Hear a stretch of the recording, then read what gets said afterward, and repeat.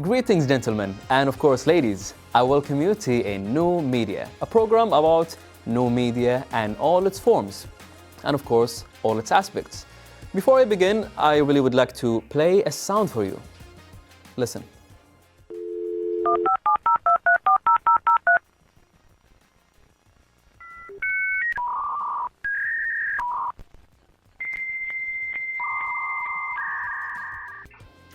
Oh, I hate to be the one to break it to you, but I think it's time to get a better internet connection. What I plan to do now is show you what the studies have found to be the fastest and most reliable internet options. The more we use the internet, the more we need to be constantly connected to it. Now, fiber is the fastest, cleanest, and most reliable connection, so switching to it may be the best option for you and your family.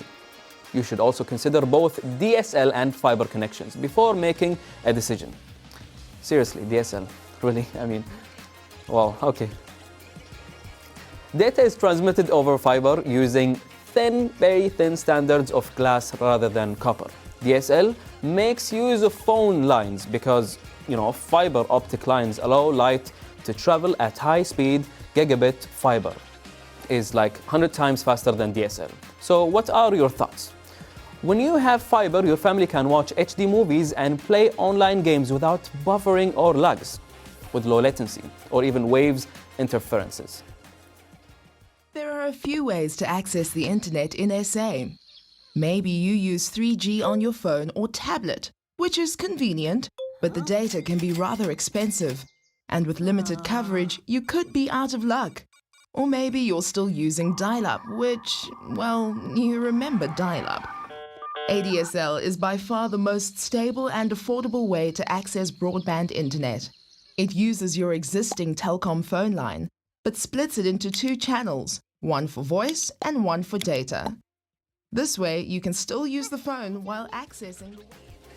We are not finished yet. Stay tuned for our media story segment, and of course, we have got the content creator and video game segment. Stay with us.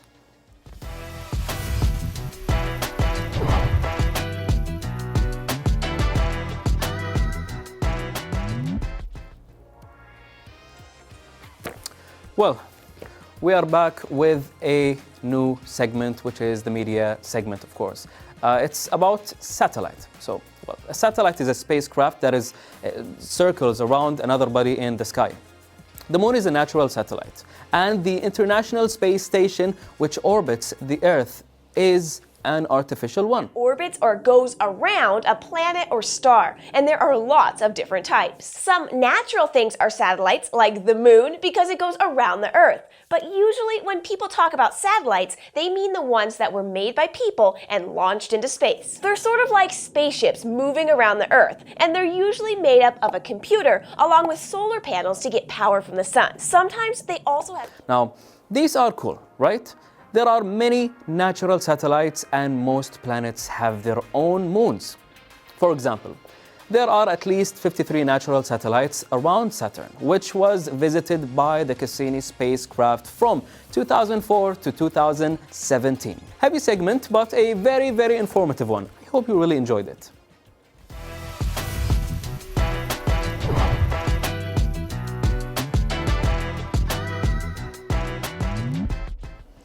Welcome back, ladies and gentlemen, to the Upload segment, where we are used to having new and unique content creators every week in our show. So now let me tell you this.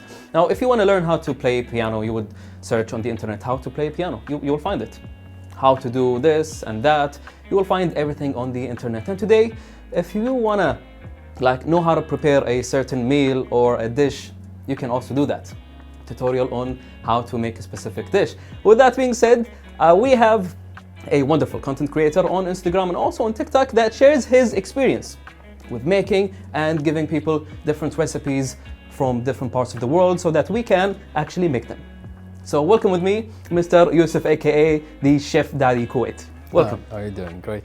Great. So are you excited? Yeah, I'm very excited. Well, before we shoot this episode, I was scrolling down your Instagram account and I just feel hungry right now. So we hope that finish this real quick so that we can go out and have some food. But before that, please, this is the thing that I usually do with all the guests. I would like you, Mr. Yusuf, to look at your camera and tell the people something about you. Hello, my name is Yusuf Shaitawi. I have an account called Chef Daddy. I teach people how to make dishes, meals or dishes you could call. My favorite is steaks. I'm known for making steak. I use sous vide, and I believe I'm known for that. All right. I'm drooling already. Okay, so now in this episode, or actually in this segment, we focus on the social media itself and how you entered this field. What are your experience during the process of making the content and sharing it with the whole world? So how did it all start? Why this idea came and how? Well, I always wanted to have an account, but unfortunately I couldn't do it because I had certain things to do in my mind first. So when I started the account is because a lot of the students ask me how they see my Snapchats, and they'll be like, hey, did you do that? Yes, I did it myself. Okay, then I was like, you know what, maybe I should open an account because I live in UK, and most of the students rely on cooking in the house so they could save a lot of money. So I started to open an Instagram account. I thought maybe it's a good idea, and they start to enjoy it. They start to see, hey, Mr. Yusuf, you know how to cook, because most of them are my students. So they were like, yeah, and then I started to upload more and more because it was a passion for me since I was young. I remember even my cousin, I went to his house once and we made sushi and we made some sushi salad. That's how it started since I was like 8 years old. I need a friend like you, Yusuf, to be honest. All my friends, they just order food. Yeah. So what year was that? The Instagram? Yes. Yeah, it started in 2019. Yes, 2019. February. So like it's not long time ago. No, not but you're long like time. already familiar with, like people know you. Yeah. Like you have quite a huge number. I hope more. Yeah, hopefully you continue and get more love from the people, because yes, whatever you do is just wonderful. It's helpful, and the tips that you give and the things that you post is just extremely helpful for people who would like to learn how to cook or save money, as you mentioned, for students and everyone. So let's now talk about the equipment that you use regarding the posting and making these videos. Well, for Instagram, if you're going to do something on social media, a phone will be enough. If you're going to start with a phone, that's how usually they start. They usually start with a phone. Then the more professional you become, you could use more lights, studio lights, cameras, microphone. Now I stepped up my level. Now I have microphone with me all the time. I have lights like the ones you have here to improve the lighting, and yeah, that's how you start. Just a phone will be enough. So like step by step, yes, you try to improve the things that you have so that you have a better quality, let's say audio or a visual. Yes. All right, fair enough. But yeah, most of the answers that we got from our guests is like phone is more than enough. So this is just to let the people know that if you would like to start any type of account or to share your content, phone is, I mean, everyone have a phone. Yeah. Some of us have maybe 2 or 3. Yes. So it's possible for everyone to start, but as long as you have the idea, you have the passion for it, passion is the most important one. Yeah. Exactly, you can start. So, who inspired you first place to share to be like a chef? Oh, well, it started with my mother. I remember when I was young, we used to watch TV. I remember like we have only 10 channels at that time. I was born in 1988, so and I remember I was helping her making a dish called Duaij when I was young. So I was telling her what's the ingredient, and she was watching a chef, and it became something that I liked to do. So I kept doing it. I still even remember the first dish I ever made by myself. I was like 9 or 10. It was a French toast. And every time I make the French toast, I smell the 9 years old me. I remember myself when I was 9, my father in my mother's kitchen, in our old house. It brings all the memories back. So yeah, that's how it started. Then it becomes a passion. Then you keep doing it and practice. I remember inviting people to my friends to my house, experiment on my family. I would be like, I just made this dish. Will you try it? And sometimes they have food poisoning. Yeah, that's how it started. Yeah, it becomes a passion. Then you start to read books, TV. Then the internet came, which made it much more easier to self-taught. You teach yourself. In the past, you have to go to a specific training, you have to find someone who knows how to cook, or you have to find the right book. Now, everything is on the internet. You could be an engineer just by watching everything on the internet. Yeah, this is what I mentioned in the intro. Yeah. You can search for anything and you can find it. You can learn by yourself, yes. Exactly. All right, so now let's talk about how you react to the feedback of the people. Now, let's say if I'm like following you and I ask you about, hey, Yusuf, can you teach me how to prepare a certain dish? And you know how to do that. Yes. Would you actually do that for the people that follow you, or it's like the content that you create is from your own? I do get requests to make a certain dish, which I do. I do respond to my followers all the time, even in private messages, wherever they ask about anything, I help them. But usually, the reason why I started the account, one of the reasons actually, is because I wanted to introduce something new. Because when I opened the Instagram, like everything is the same. So I was like, you know what? I need to introduce something new to this, to our culture. So most of the food you will find on my account is not from our culture because it's very saturated. So I want something new. I want to do something new, new cooking method. For example, I don't know anyone here in our region who uses sous vide as a method of cooking. If you have heard about it. No. It's where you cook a meat in a vacuum. So you put it in a vacuum bag and put it inside hot water, and it controls the temperature of the meat, so you can cook it in a certain way. And it is really great way to improve the food, the taste of the food. Yeah, it's really great. Are you guys hungry already? All right, we should actually try your food one day. You should invite us. Because I like noticed from the videos that you create, you have some guests also in your kitchen. Yes. So can you tell us more about this idea? Well, after I started my account, I've noticed that there's a lot of people who like to cook on Instagram, and I'm like, how am I going to compete? So there's two ways. I did one of them is that I introduced something new. The second one, I remember I watched a show really long time ago, when I was in high school, 2005, 2004, I believe. I don't remember the year, but it's a long time ago. A show called Rachel Ray, where she invites celebrities to cook with her. And I enjoyed that. So I was like, you know what, maybe I should bring someone from the social media. So I brought influencers. I'm trying to bring actors, TV hosts. TV hosts, for example, TV host, which I did actually. Oh, you did? Yeah. So I want to be the first, but So and people start to like that. So they ask me, can you bring this person, and I'm trying, but first of all, it's not easy. Yeah, of course. And sometimes it costs you a lot of money to do that.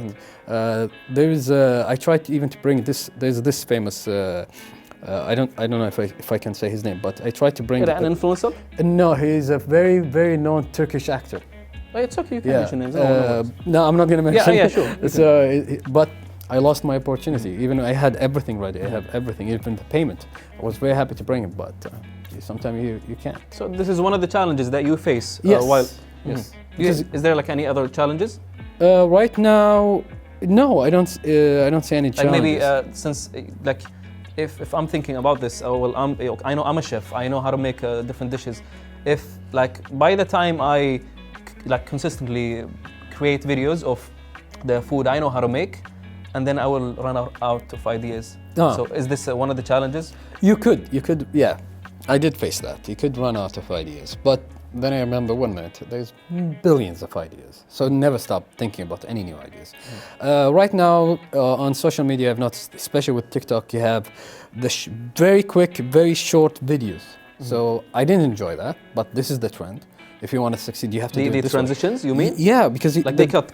Yeah, very quick cut. Yes. There's no explanation. I enjoy this as well. Yes. Yeah. The reason why I started my account is because I've noticed no one tried to explain. Everyone's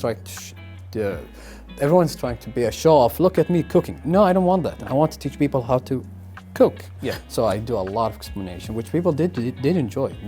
My I would appreciate also. Yeah. I don't know how to make eggs. Yeah, you need to explain it. I don't know how to do that. But if I'm gonna do something really quick, they'll be like, what did he do? I have to. Yeah, it was fast. I have to replay that. Yes. And this is the reason why they do it, because they wanted to watch more than once. Would that benefit them? Yes. especially TikTok and Instagram does push for loop videos.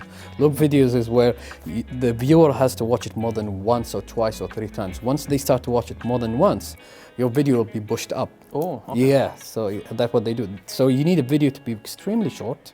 So a regular person will have to watch it at least 3 times. That makes sense. Yeah, that's why I've seen it's a lot trendy. of these videos. Yeah, this is why it's trendy, and I know a lot of people who actually. But you haven't done that. I don't want to do it Because you want to explain to the people how to make the dishes. But it will not. You will never succeed in Instagram if you keep doing it this way, because Instagram has a certain algorithm, and the loop video is number one. You know, the only way for you to succeed if you have a big mass of followers who will be willing to watch 1 minute videos is for right now it's very long. Yeah, it's considered very long. Very long. Yeah. 10 seconds would be okay for me. Yeah. Let's talk about the most viewed video of yours. Do you have any idea? I have. This is like on TikTok, the most viewed video right now is the one with an actress called Layali Dihrab. It was very fun video. It's the most viewed one. It's right now. I believe it's around 1 million. Oh, mashallah. And my second and the highest viewed video is me deep frying a Wagyu steak on Instagram. Yeah, it's fun. It's fun because people liked it. They'd be like, "Hey, is he deep frying a steak?" Yes, I am deep frying a steak. You can't do that. It's something new for them. And I did it sous vide, where you have to cook in a vacuum, then deep fry it. And I made the video like how Instagram wanted short, easy, cuts, really quick, and it was actually really very successful video. Yeah, that's really nice. Yes. All right, so Mr. Yusuf, tell us about your goals in social media. Right now I have a main goal. So what I do is I start with a large goal. But if you want to start with that large goal, you can't achieve it because you'll be like, oh, this is a very hard one to achieve. So what I do is I put small goals between them. So my first goal was, hey, could I reach 10,000 followers? So yes, I did that. Now I have another goal. Okay, how about 50? Okay, I did that. Now my other goal is, what if I could bring this person? You know, it's hard to achieve, to bring that person, but still it's smaller than my main goal. So I go to that one. Now I did it. Okay, now I want to achieve 100,000 followers. Okay, I did that. Okay, now I want to do something that through these followers, you can achieve more goals. So I want to be a representative for a specific brand. I did achieve that. So that's how you do it. You don't go immediately to the baby big steps. one. Baby steps, exactly. So you put goals, and once you achieve that goal, it gives you a motivation to go to the biggest goal you have in mind. The reason I'm smiling because when I started my own YouTube channel in 2017, I had this whiteboard. Yeah. And one of my friends was with me. He was like, "Okay, Da'ij, what's your purpose here? What's the goal?" I was like, "I want the silver certificate. You know, yes. That one. So the shield." So he was like, "All right. So in order to get there, we have to go baby steps. Yes. So first, let's get 5K, yes. 10K." Yes. It's exactly the same thing, and it works. Yes, it does work. Because if like by time let's say 2 months, 3 months, and you're still not there, yes, it will be like you will not feel good about it. You will stop. Yes, exactly. But if you reach the small goals that you just mentioned, the baby steps, it will be easier for you to reach the goal. And yes, this is one advice for you, dear viewers, if you would like to be in this field. Now, let's talk about what keeps you motivated before we conclude. My family, my friends, my followers. My ideas, my goals, it's the one that keep you going. It's the one that tells you, don't stop, keep going. And you see supports all the time. Even from my followers, I don't know who they are, but they are giving me a lot of support, which I do appreciate. And that's how I keep it going. Yeah, as content creators, we appreciate comments, especially the positive ones. All right, now since we are about to finish this beautiful, wonderful interview with you, Mr. Yusuf, please look at the camera again and tell the people an advice before we finish. My advice is, if you have a goal in mind, if you have a passion for something, I always tell my students, if you're good at something, just keep improving yourself, because you don't know, someday maybe that one thing you have in your mind, or what that one thing hobby you like. I started with the cooking. Now I have a big Instagram account. I'm trying to start my own business through that small hobby I started like 20 or 25 years ago. I never had an idea that this is what's going to lead me to. So if you have something, keep going with it, keep practice, keep improving it, and we don't know what's going to happen. unfollow it. You heard the man. That was nice. Thank you so much for being part of this interview. Thank you very much.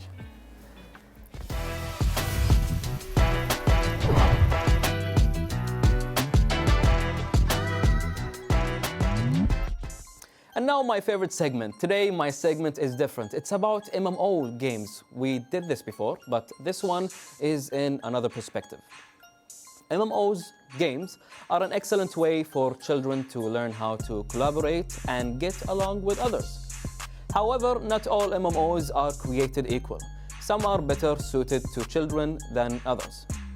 So today I will talk MMOs for kids that are also enjoyable for adults. These games are enjoyable, challenging, and suitable for people of all ages to play. When looking for an MMO to play with your children or the entire family, you want to find one that is challenging enough to keep everyone interested, but not so difficult that it becomes frustrating, right? You also want to have a game with appealing graphics, colors, sounds, and also the themes for children, as well as plenty of content to keep everyone entertained for hours. Minecraft by Mojang Studios. Date of publication November 18, 2011. It was on PC, Mac, PlayStation, Xbox, Android, iOS, and Nintendo Switch. All platforms. So fans of Lego will enjoy voxel games. Minecraft is a game that has been around for a quite long time and doesn't need to be explained. We have talked about this many times. It can be played both offline and online. In the online mode, players can join servers to play with other people in a number of different games and mods. There is a Minecraft server online for literally everyone, whether you want to build big things together or just mine for resources or fight or do anything. And now they have the Panda update, so you might want to check this out.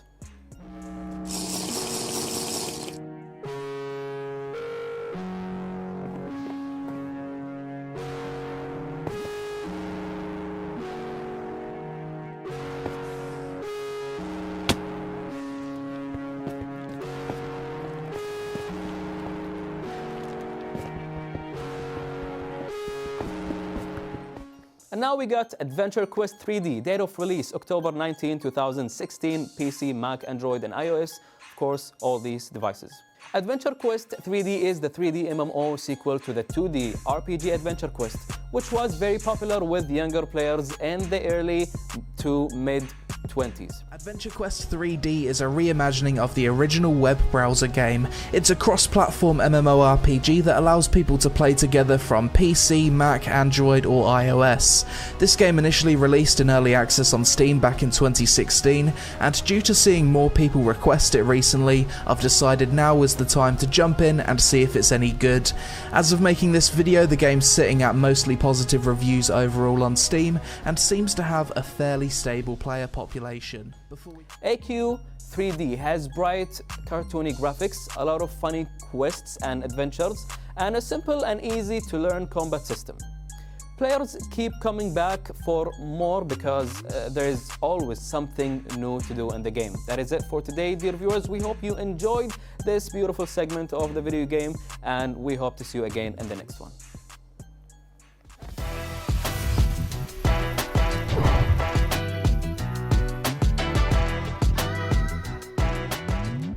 Welcome back, dear viewers, with another segment from Fatma. Let us see what she got for us today.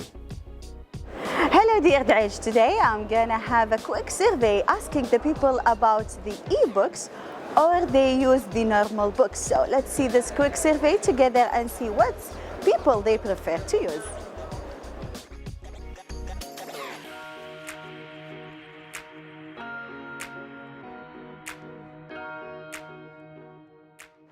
If we're trying to compare ebooks and printed books, to me, there is a special relationship with whatever is printed. I can hold it with my hand, I can feel the page flipping through the page, I can feel, because we grow up with this technology. To me, the ebook can add up probably to a certain point to the reading process. But again, if we want to compare both things, it's a more of a I'm an old school kind of guy, so probably there is nothing to compare with holding a book, feeling a book, flipping through a book, and reading from a book instead of having like a Kindle or Amazon. When we are talking about the ebook, that's another thing. I never see the ebook as a replacement for the paper book. It's two different alternatives. You can choose to read from a paper book, you can choose to read from an ebook, and some people do read from both at the same time. They read in ebooks when they are away from their paper books, and they go reading for the paper books when they have the time for the paper book. So I never look to the ebooks as a threat to the paper book. I look that it's another modality that we can utilize as publishers and even as readers. The only thing in the Arab world, we have a problem with protecting the ebook, because the ebook is not protected. That's why it's not doing its role. But the social media should be able to promote the physical books. There is no better method. It's about which one you prefer and which one you are going to use in the proper time. Ebooks are suitable for certain times. Paper book has that, the feeling of the paper, the feeling of that you are sitting with your book and flipping the pages, that you cannot obtain from an ebook. However, the ebook is the best when you are away from your library or when you are traveling. You cannot carry like 10 or 15 books with you. However, you can, in your mobile phone, you can carry thousands of books and you can read whatever you like. So again, I think there are two different modalities. You choose whatever you like, and depends on the reader which one he prefers.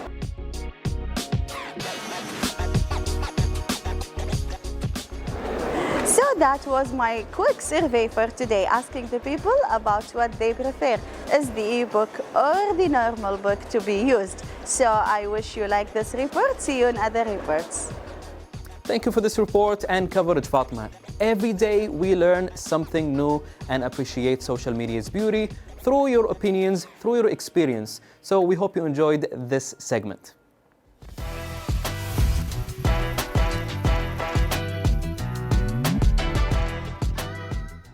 And now, dear viewers, we have reached the end of this lovely episode. We hope you enjoyed it. We have talked about video games. We met a content creator, a media story. So many cool things every time, every episode of New Media. We hope you enjoyed it. Stay safe and goodbye.